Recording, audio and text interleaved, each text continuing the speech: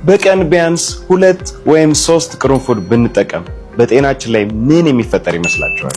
ICSA ሰርቲፋይድ ኒውትሪሽኒስት እና ትሬነር ኪሩቤል ነኝ ከአሌውም ኮምፕሊት ፊትነስ። ተመሳሳይ በጣም ጠቃሚ ቪዲዮዎች እንዲደርሷችሁ ሼር እና ፎሎ ማድረግ እንዳይረሳ። ቅርንፉድ በአንቲኦክሲዳንት የተሞላ በመሆኑ ሴሎች በቀላሉ እንዳይጎዱና በሰውነት ውስጥ ያለ ብግነትና መቆጣት ኢንፍላሜሽን እንዲቀንስ ይረዳል።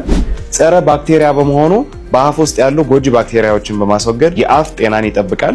የሆድ መነፋትን በመቀነስ የምግብ መፈጨት ስርዓትን ያስተካክላል። የበሽታ መከላከል አቅምን ያጎለብታል።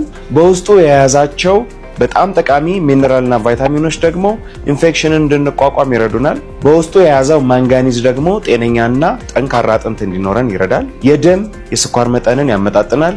ቅርንፉድ በአጠቃላይ ለአብዛኞቻችን ለመጠቀም ሴፍ ቢሆንም ነገር ግን ለእርጉዞች፣ ለሚያጠቡ እናቶች፣ የደም ማቅጠኛ መድኃኒት ለሚወስዱ፣ ለሰርጀሪ ወይም ለቀዶ ጥገና እየተዘጋጁ ላሉ፣ ለጉበትና ለስኳር ህመምተኞች ከመጠቀማቸው በፊት ሐኪሞቻቸውን ቢያማክሩ።